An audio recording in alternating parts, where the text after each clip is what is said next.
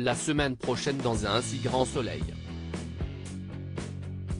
Alex comprend qu'il a perdu ses facultés d'enquêteur en cherchant la vengeance à tout prix. Joe Real trouve une nouvelle cible à abattre. Alice est lasse de devoir tout gérer à la maison. Attention, les paragraphes qui suivent contiennent des spoilers sur les épisodes d'Un si grand soleil diffusés la semaine prochaine sur France 2. Alex franchit les limites et sur la base d'indices fournis par une connaissance vivant dans le quartier de ses parents, Alex trouve le coupable idéal suite à la mort de sa grand-mère, un chauffeur VTC vivant de Petit Larcin, qui aurait manipulé les deux jeunes pour qu'il séquestre sa famille. Déterminé à le piéger, il ignore que son informateur se sert de lui pour se venger de son épouse, qui le trompe avec l'individu en question.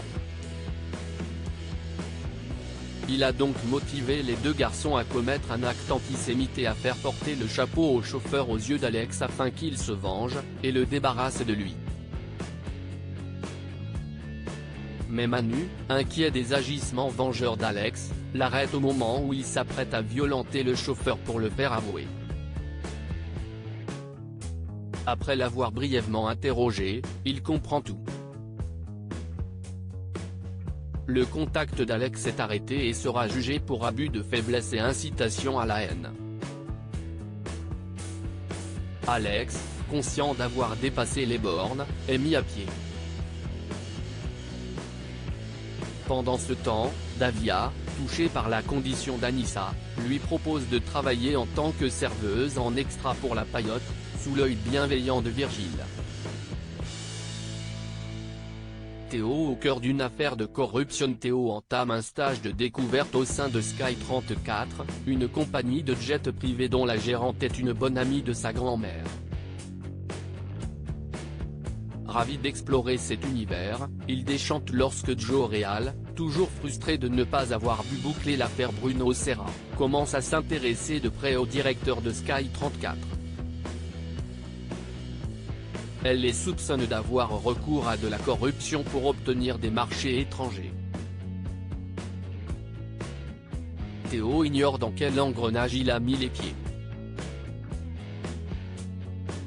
Alors que les deux directeurs de la compagnie commencent à soupçonner une taupe dans leur bureau, Cécile Alphand convoque l'un des fondateurs. Le courant passe immédiatement entre eux, et Cécile ne résiste pas à son charme. Julien échoue au partage des tâches. Smadji propose à Alice une belle évolution de poste, pour les recherches effectuées au sein du zoo, elle serait amenée à effectuer des séminaires à l'étranger plusieurs fois par mois.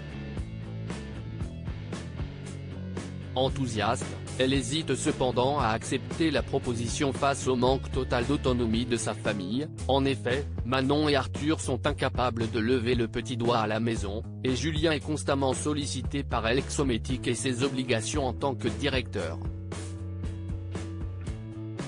Face aux contraintes que ses absences à répétition entraîneraient pour sa famille, Alice décline la proposition à regret.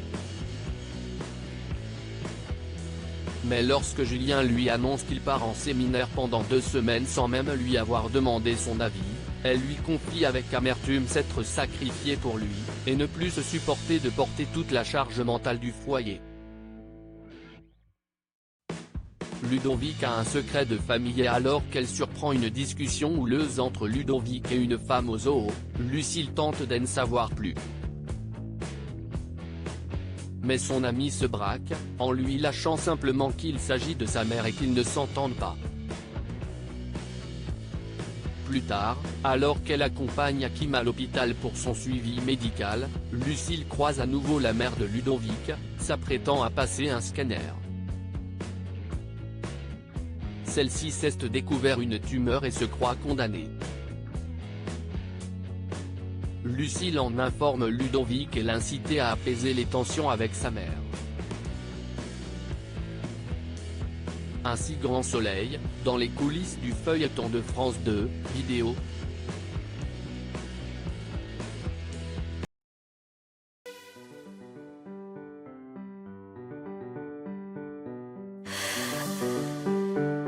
The man I love just